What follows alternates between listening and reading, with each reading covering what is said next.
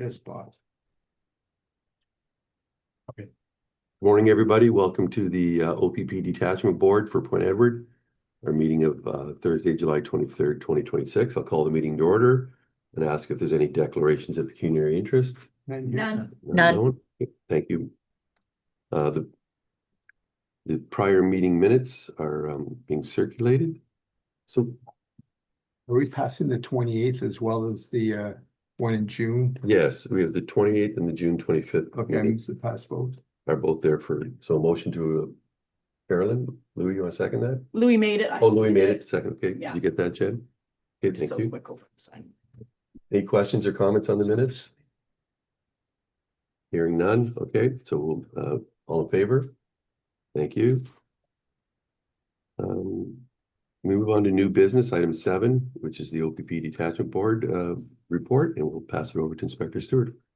Thank you, sir. Good morning, everyone. Acting Superintendent Tate sends his regrets. He wanted to attend today and was planning on it, but some things have happened regionally that have taken him away. So he'll try and make it to the next meeting. I think I've got more good news to share with the board today. From a high level, we continue to see calls for service to our local OPP drop, which is good news. And yet we continue to see number of proactive calls that our officers are initiating rise. So I'm going to speak to a number of those things throughout the report.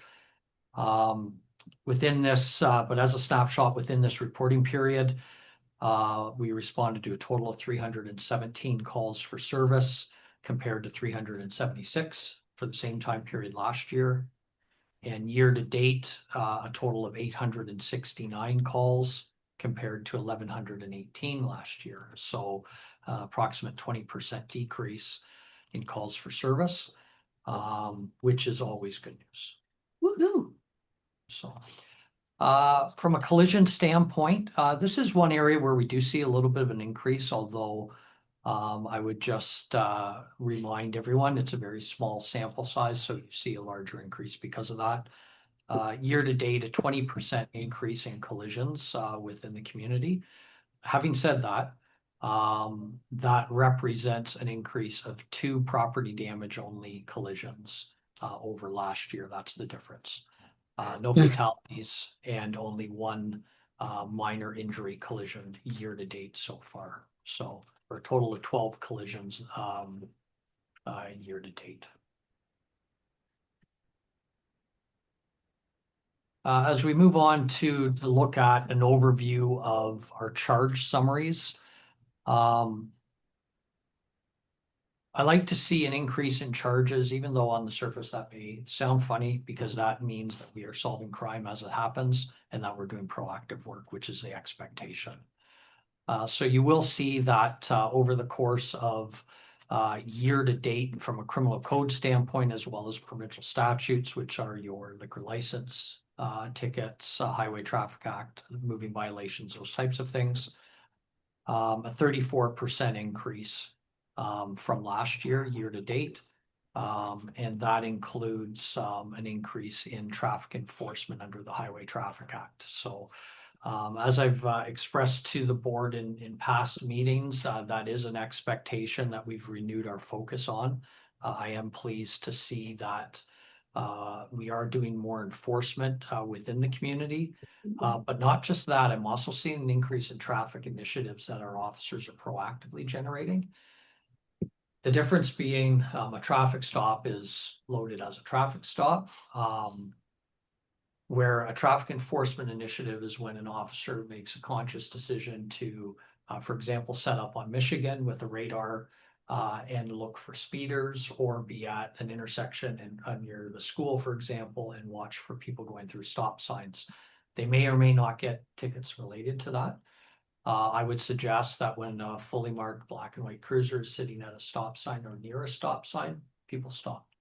But it sends the right message, and there's value in that visibility, even though you may not get a ticket. So the charges is one thing, but the traffic enforcement initiatives are another that we have to look at as well when we're looking at what is it that our members are doing on a daily basis to ensure traffic safety in the community. And I can tell you that during this reporting period, there's 33 traffic initiatives that our officers did. Now, some of the tickets that were laid would be, of course, included in those. But to my point earlier, that doesn't necessarily mean there's a ticket being laid. So that is good news. I'd like to see that.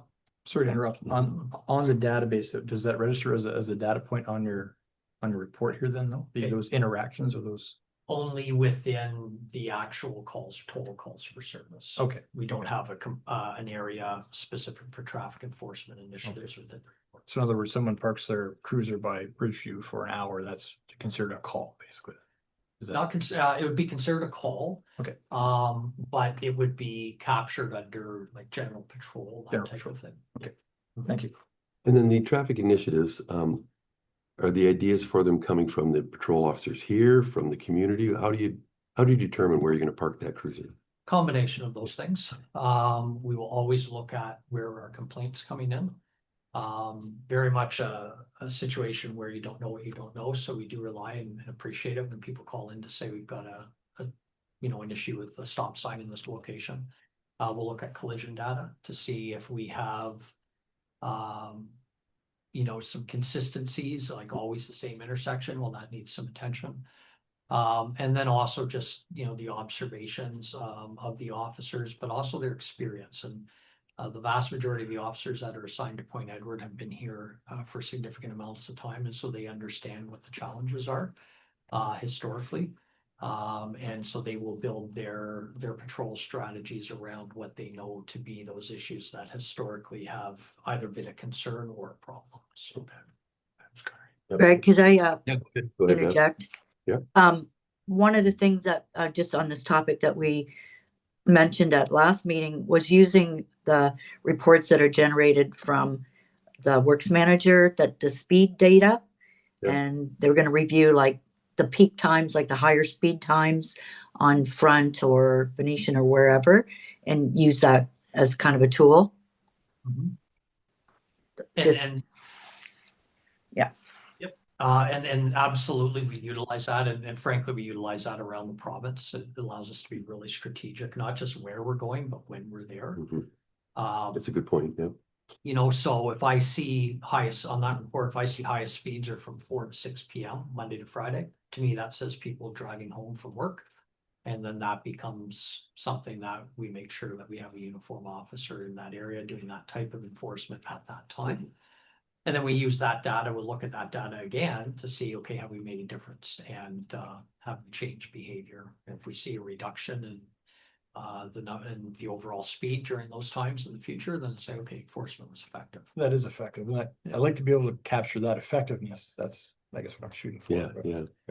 To say, yes, this is how it's been effective on a data point, and it's hard to do. It is hard to do.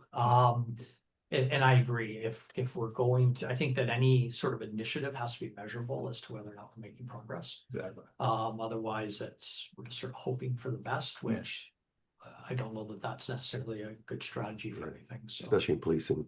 especially in policing. Okay, thank you. Any other questions on that? No? Okay. As it relates to enforcement, I will also say that e-ticket or ticketing warnings are down 56%. And to give you a little bit of an idea for this reporting period, 55 warnings issued, 125 this time last year. There's a time and a place for a warning, but as I've said before, and I will continue to say, statistically, we know that when we do a review of the driving history of individuals who are involved in very serious or fatal collisions, what we do see is a history of warnings, which indicates to us that a warning does not necessarily change poor driving or high-risk driving behavior. I'm not suggesting there's not a time and a place for it. You have a family, for example, that's out on a boat and everyone's got their life jackets on, but they don't have a bailing can. Well, that's probably the appropriate time to give that family a warning, I would think. But you have a family who's out on the water without life jackets, that's a time for enforcement. So that would be the difference. Okay, talking about violent crime within the community. I'm very pleased with this. As you know, this is something that I pay a lot of attention to. Again, we're talking about small sample sizes, but to give you a little bit of an idea, year to date for violent crime, whether that is the most serious types of crimes like homicides, which thankfully it has not been a concern in this community, but also assaults, threats, those types of things that all fall under violent crime. We continue to see a year-over-year reduction over the last 3 years, which is good news. Year to date, we've had a total of 2 incidents in the community that we classify as violent crime. One was an incident involving deprivation of freedom, so not allowing a person to leave a residence, and that was a domestic related incident. And the other was a threat, which an arrest was made on. So, well, arrests were made on both. So those are the 2 violent crimes by definition that have occurred in the community throughout the calendar year. When we look at it year to date, 2024, there'd been 17. Last year, there'd been 8, so we're down to 2. So when I see a reduction of 75%, that's where, you know, from last year, I'm really not looking at the 75%. I'm looking at the total number to see whether we have a trend or a problem. And so I am even though, you know, 1 threat or 1 assault is too many, in my opinion, that is unfortunately a reality of the policing world, is that we are going to respond to those types of events. I'm pleased to see that those numbers are very low in this community. Property crime. Again, more good news.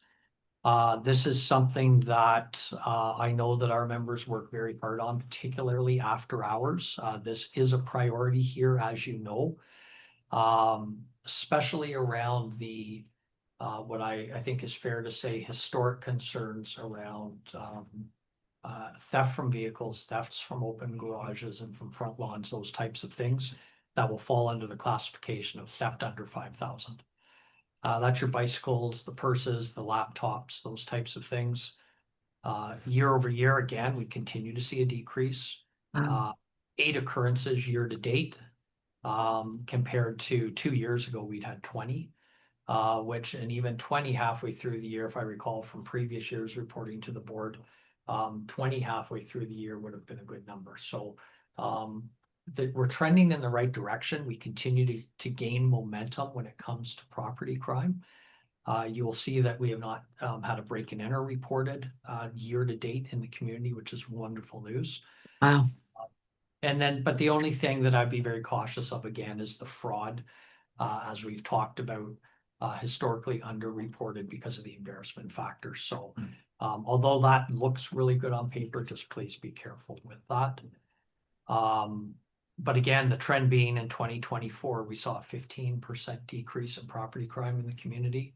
That was maintained and further pushed another 24% last year, and that's been maintained and pushed another 40% this year. So the comparison for over 2 years, 33 property crime in 2024 year to date compared to 15 now. So this is good news for sure.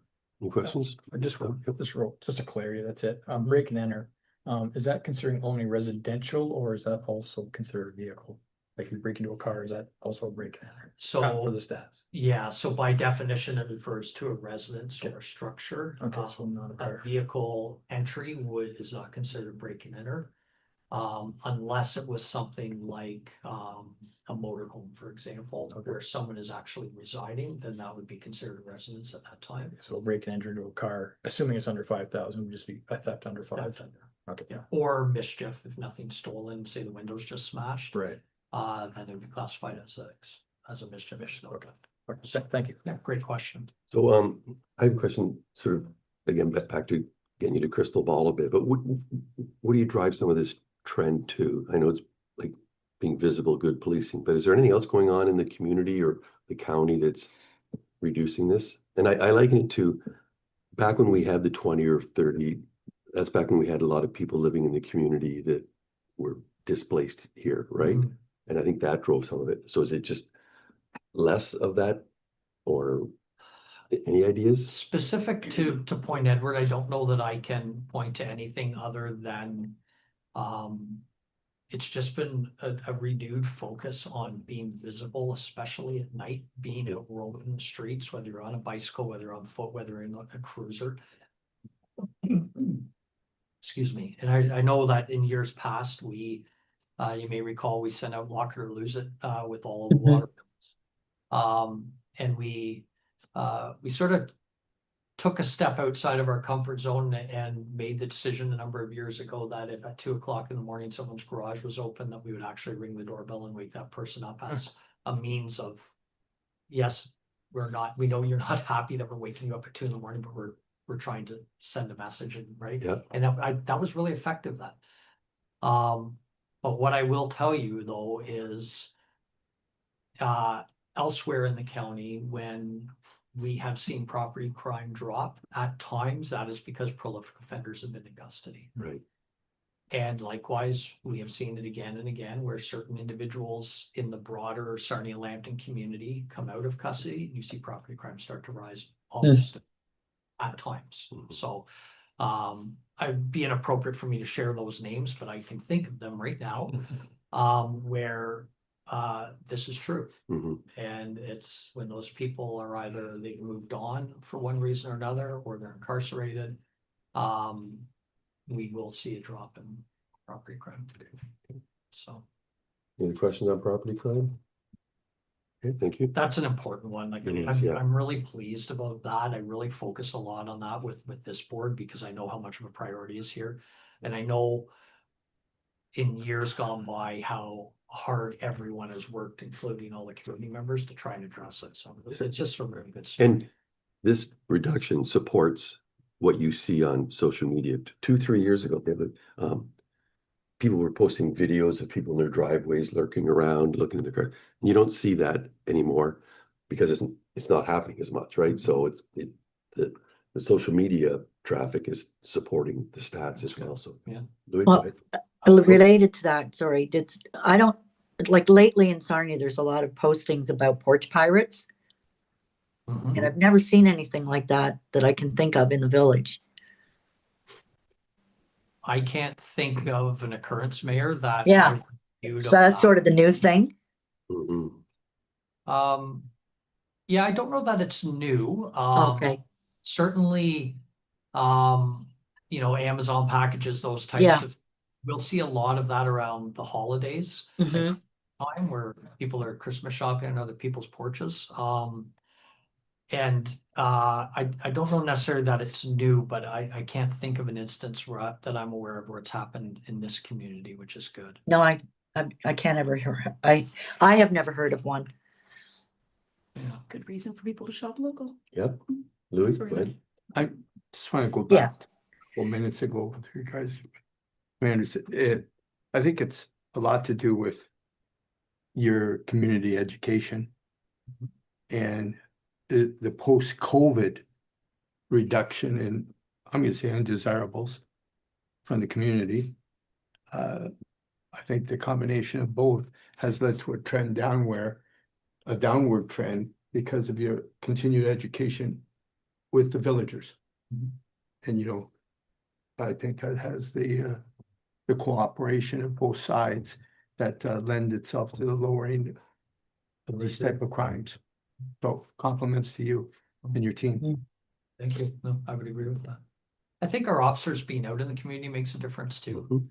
Mhm. It gives them a chance to interact and share stories and techniques to how to keep their house safe and all those types of things. I think all of those things play. But a even the factor. simple things of being at the arena, walking the streets, listening to people, it doesn't matter if it's a 7-year-old child or a 77-year-old grandparent. Everything in between. It's just that little bit that it adds, Doing the door checks on the businesses helps too. Well, and I've shared this with you folks before, right? And I go back to when I was a forensic officer out in Belleville, and we had this little town called Sterling, and they still had their own police service with like 6 members, including the chief. And you would drive through Sterling in the middle of the night, and you would see their officer walking the beat with their flashlight out, like old school policing, Mhm. pulling on the doors of the businesses. And probably the flashlight with 5 double Ds in it. Absolutely Yeah. was. That's right. But it was, Effective. that sends a message, and that is something that we've been able to instill with our officers here to do at night, which is a wonderful thing. And it is Mhm. old school, it is not tech savvy, Nope. it is not changing the face of policing techniques. It's just old school good. It's not community safety. insulting and it's not evasive either. No, Invasive, excuse me. but if you have somebody pass through the community in the middle of the night who's going to do something, and they see an officer out walking and pulling on doors, they are going to go to an easier target somewhere else. Now, unfortunately, somewhere else it's going to happen, but we can only control what happens here. Mhm. And it sends the right message, and it is a basic policing technique, Yeah. and it works. So. Okay, moving on to drug crime. You will see no drug-related crime in the community year to date. What I will say, though, is that quite often there will be a drug use component to some of the MHA calls that we respond to. That is the addiction piece that goes with some of the MHA-related incidents is a very unfortunate reality of those situations. Not necessarily crime related, but nevertheless a component. What I will say though is that our street crime unit continues to work very hard to ensure that, like throughout the county, drug crime and property related crime is being addressed. Although they haven't had any specific occurrences that they've had to deal with related to Point Edward specifically. What I will say is that during this reporting period, they did execute 8 warrants around the county for drug trafficking. And we're involved in 11 other investigations, some of which are quite lengthy and ongoing. I won't get into it in the public forum, but you will see in the coming week a media release that speaks to this, specifically some of the good work that our street crime members are doing. How does that impact Point Edward? Well, what we know is that drug crime obviously crosses borders, right? Somebody who is bringing fentanyl into Lambton County, is there the opportunity or potential, or maybe even likelihood that it gets sold to somebody who brings it into Point Edward? Of course there is.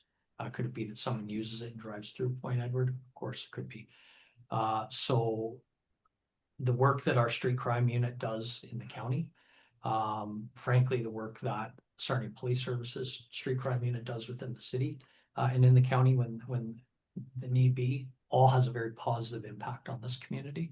It's like taking an impaired driver off the road in Petrolia. We take away their opportunity to drive through this community. So good news as it relates to drug crime, of course, and that our street crime unit is very actively engaged in trying to deal with these things before they come into this community itself. So.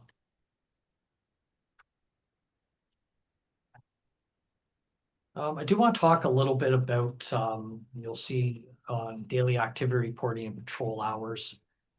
This is something that I will admit we're struggling a little bit with to correct. So you're going to see year to date, we've scored 1 hour of bicycle patrol. I can tell you that from being out on weekends, walking along the footpath, I've seen the guys and gals out on the bicycles. I know that they are. And I know that we have generated year to date 112 community service incidents, many of which involve foot patrol or bike patrol, and it's scored as such right on those occurrences. But where we are struggling a little bit is the data integrity piece for when the officers are putting it in on their daily report as to how many hours were assigned to this or that. It is very much a situation that if it's the data is only as good as what's inputted into the system. So I only share that because I know our foot patrol numbers show as being down from last year, and I know that they are up. And bike patrol, we show 1 hour year to date, which is just simply not accurate. But assume the Marine Patrol is wrong too, is it not? This is only like 24 hours. Yeah, I would agree that Marine Patrol. Because they're out there almost every day, aren't they? Well, through July and August, it is a full-time program. Yeah, yeah. And every weekend through May and June, Mhm. so. So that is something that I would just ask for the board's patience on. I know the data has to be accurate. It is something that we are organizationally, we're struggling with and we're trying to correct. But there is the human factor that comes with making sure that is reported accurately. What I will say though, is that when I look at, what I can measure, and I can measure those 112 community service events. Those are things like foot patrol, bike patrol. Those are being in the arena for lacrosse games, being present at Canada Day events. The car shows on Friday nights, all of those very, very important things. Much like a traffic enforcement initiative, when an officer creates one of these, there's a number of things that go into that interaction with kids, the public, answering questions, providing safety information, just being a human being and approachable. 112 of those thus far, I think is really good news because that's a priority in this community and it is everywhere too. So any questions from? Just an addition, there's an event on Saturday at the arena. It does involve children and it's all day. It's the zone finals for lacrosse. But if anybody was out and about and did a walk through the arena, I think it would be good because there's people from Wallaceburg and Windsor and London and that at this all-day tournament. So just And- to show a presence. That's at the arena on Saturday. Yes. And what are the hours for that, Mayor Hand? I don't know the first game. My grandson plays at 10 and then he plays again at 3 or 4. So it's all day and for all the different communities. Okay, no, that's great. Thanks for letting me know. But it wasn't is aware of that. children and that appeals to them too. So to see the presence. Absolutely. Yep. It's always fun with kids Yeah. because it humanizes policing. They want to have a look at the police car. They can climb inside, get a photograph, all those types of things. And yeah, no, I'll definitely make sure that gets passed on today to our members at day shift on will it be in the evening as well? I don't think so. Okay. I think it ends in the daytime, but I can find out. But it's called it's the minor lacrosse zone finals. The arena is booked from 8 a.m. to 9 p.m. Okay. That Okay. doesn't necessarily mean it's Yeah, it could be That's what something it's else, called. but maybe the seniors or the older kids go at night. all that one event, but like you say, it could be different age They have groups. Yeah. an hour to set up and tear down. So yeah, so Okay. Yeah. I'll make the day shift and night shift are both aware. So thanks for passing that along. Great. Thank you. Good evening. And then the only other thing that I wanted to touch on was there is a couple of ongoing investigations in the community or in the community that I won't go into too much detail on just to maintain the integrity of those. One is a major fraud, and the other is related to human trafficking. And I'll just leave that at that. It does involve the hotel area. I'll just say that. These are both some of those investigations that we talk about that take long periods of time to investigate and work through, but those are ongoing in the community. So pending any questions, that is my report for today. Thank you. thank you, Inspector. Any follow-up questions that we didn't cover during the presentation? Right? I have a question, but maybe it's now or it could be under new business. I just wanted to ask about one of the things I'm seeing around in the village is motorized, I don't know what you call them, scooters, like it's not like an older person scooter, those The like a stand-up. skateboard type Yeah. thing. They're on the sidewalk and they're motorized. And then sometimes I see them on the road. So I didn't know what the rules were around. They go quite fast and they're not wearing helmets in most cases. And so those are the ones that look like a skateboard with a pole. With the and a handle. Yep. Yeah. Yep. And a lot of it's older kids and young adults using them. Yeah, I'd have to look, but I'm not sure that there's anything in the Highway Traffic Act Okay. to those. I do know that other communities have passed bylaws in relation to them. because they move very quickly. Mhm. And so, but as I will check on that for sure and get back to the board. But I don't believe there's anything embedded within the Highway Traffic Act specific to them, even though Okay. they are motorized. Some of the I more think ma- they're getting more popular. Yeah, like some of the more major cities in Canada will have them for open use, like rental. They rent them, Mhm, absolutely. mhm. Oh. Yeah, you see them on street corners like Yeah. at Toronto. Like, Well, and when I was part of a senior leadership exchange with RCMP at the end of May, as you know, where I went to Coquitlam, BC for a week. And they utilize them at Coquitlam Detachment as a patrol vehicle. Oh, Really? Oh, geez. That's all very, it's like, Yeah. it's not Yeah, like downtown Toronto, but there's no grass, it's an urban Yeah. jungle. Yeah. And it allows them to get around quickly, so, now that's totally different province, and I'm sure there's strict rules around them there. But I'll check and see what we've got in Ontario, but I'm not aware. of they're like a anything. poor man's Segway, right? They are. Yeah. Yeah. But yeah, you see the green ones in downtown Toronto Yeah. that you can Yeah. rent, That's right. as a means of getting around town, right, Sure. so. Okay. Anything else under there? Okay, so we'll go No. into false alarm reports. We have May and June here. Any questions or comments on the false alarms? Just the comment that it's nice to see that it looks to me like each one of them were attended, which is just, Yes, Couple. a high majority of them were. yeah, were I'm attended. majority, that's fair to say. And just for clarification, when we see not attended, so quite often with those, if someone's fast enough, the alarm comes in, but they're fast enough calling in and we get the Yeah. cancellation. The direction we provide is that not to attend, because if we attend, then you get billed for it as part of the whole billing structure. And if there's not a need for us to go, then let's not, Yeah. let's not attend something we already know that we don't have to go to. So, we had 7 false alarms in May, we had 16 in June. Mhm, 16 strikes me as a lot. mhm. But I don't see, like, there's a wide variety of addresses there. There's a couple of repeats, but I guess that's good news in that there doesn't necessarily seem to be a chronic problem at one location, so. You didn't make the list this month, Carolyn? I did make the list and I don't know when or why, because it was at 1 o'clock in the morning. But At your business one? yeah, and Oh, I was never notified and I didn't know. So obviously I'm clueless. Not clueless, but Yep. I'm cute, that's all that matters. yeah. Okay. I'm going back to question that. Okay, that's fine for false alarm reports. And then the next item in new business is Louis' reappointment to the board for another 2 years. Louis, you got renewed? Yeah. Yeah. Want to hear a funny story about this? Okay. So the Honorable Solicitor General calls me. And I look, I said, I got the phone. So my wife says, pick it up. So I picked up the phone. He says, Bubba, I said, yeah, right.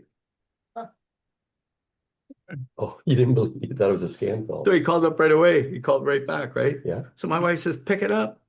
And I said, oh. I picked up and he says, wait a second, I'm so-and-so Kersner and all this stuff. I says, oh, did you just call? And I hung up on you? He says, yes. I says, I apologize. My wife says, only you do that. You should have said our detachment board tells us to be cautious with. Yeah. Yeah. Calls. I thought it was That's class. anyway, So didn't matter what I was thinking. just a motion to receive and file, actually the false alarm reports, and we should have a motion for, All three? yeah. We're just gonna do it in block. Yeah, we'll just do all three. So Carolyn moved that and Louis I second. don't think you can second your own appointment. You can't. Go ahead. I better. Yeah. It's true. So Well, Doug time he will, rolls his hand. Doug will second, new business items 1, 2, Well, and time he 3. did something. If we receive and file. What's that? Yeah, we're gonna bring it in like in the fall. Doesn't take effect till January, right? Yeah, December. Yeah, so we'll do it at our next meeting. Okay. Okay, so all in favor? Thank you. And then we have our finance report, item 8 for the OPP Detachment Board. Any questions on that? I see None. most, Mayor Hand? No, none, sorry. I do notice most of our trending is on track as far as we're halfway through the year. Most expenses are around the 40 to 60% spent. The only one, Jim, that I did notice was the insurance. I assume that's for the building. We're almost 100% spent on insurance for that. Is that? Yeah, that's because we only ever get one bill. We, Oh, we pay in January. okay, fair enough.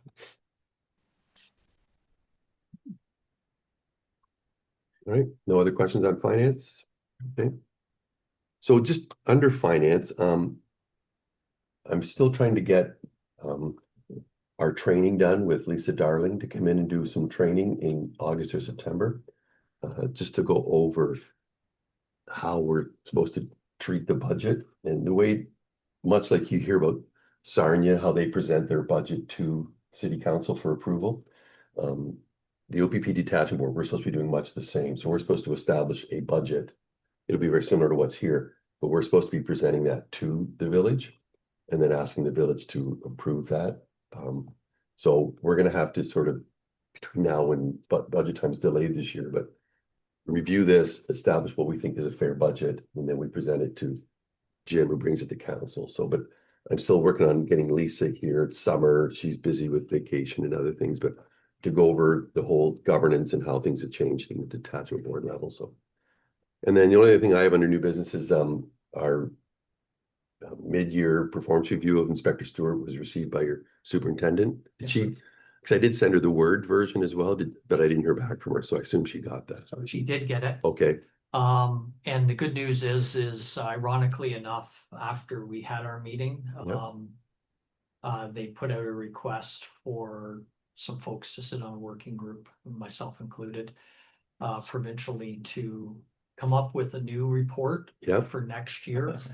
Same content, more user-friendly. okay, And so we can look for that towards the end of the year, which is good news because the struggles that we've had locally here, it's been across the province, it's not user-friendly. And it's gonna be much easier. So if it's a mid-year review, you're gonna click on a box, it's gonna open up Yep. all that you need for that. If it's the final review of the year, it's gonna do different things. yeah, But some of the challenges that we faced will be eliminated with this new one for next year, so. at the conference, Doug and I sat in a session, they did talk about, they did get feedback and they're working on it, but sometimes you can over fancy a document and then it limits what you can do. So, but Yeah. the Word one worked just fine, so. Okay, any other questions, comments, concerns? No, seeing none. The next meeting of the Police Services Board will be held September the 24th at 9:30 a.m. here in these chambers. And a motion to adjourn. Doug, and seconded by Carolyn. Or no, we'll second that by Mayor Hand.